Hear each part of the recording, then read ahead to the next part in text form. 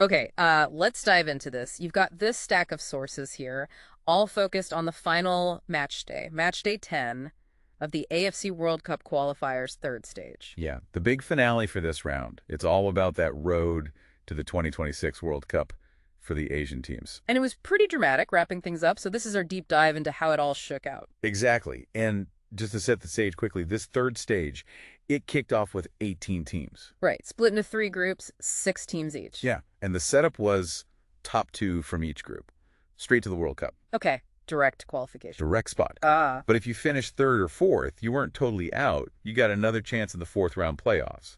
Now, the really big story hovering over all this, and it's clear in these sources, is the expanded World Cup for 2027. Oh, absolutely. Asia gets eight direct spots now. Yeah. Plus one intercontinental playoff spot. That's a massive jump, isn't it? It changes the whole dynamic. Completely. I mean, you see it right away with teams like Jordan and Uzbekistan, too. Ah, yes. Their first ever World Cup qualifications clinched during this stage. Exactly. Something that, might not have happened under the old system. It just opens doors. So our job here is to sift through these sources, figure out what was on the line for everyone on match day 10, what actually happened, and kind of get a feel for how those different pressures played out.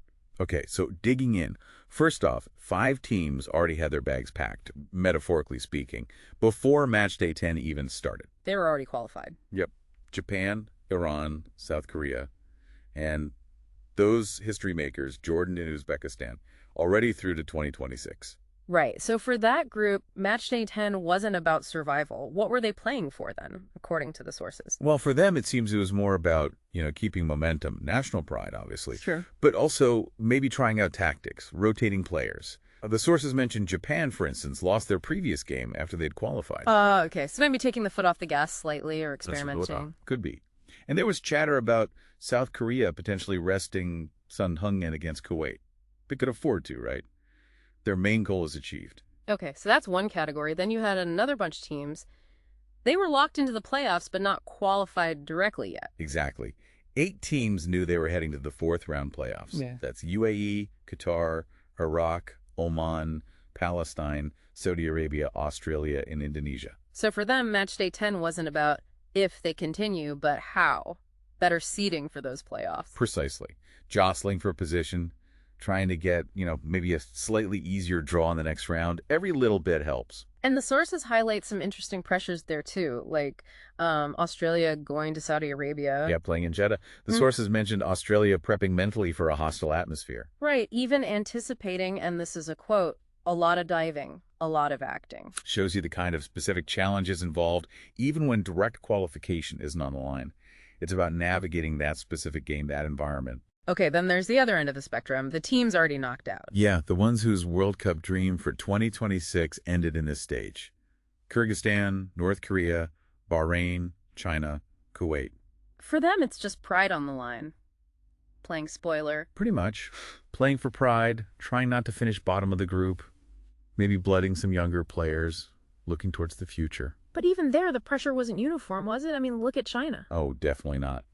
China had a really tough campaign, including that 7-0 drubbing. Ouch. And the sources quote their coach, almost desperately talking about maybe using 10 attackers against Bahrain. Wow, just throwing everything at it for one last result. Yeah, it speaks to the immense pressure, maybe personal pressure on the coach, even when elimination is confirmed. Plus, both China and Bahrain had injury and suspension issues complicating things. It's a different kind of intensity. Very different from, say, Uzbekistan playing Qatar. Totally.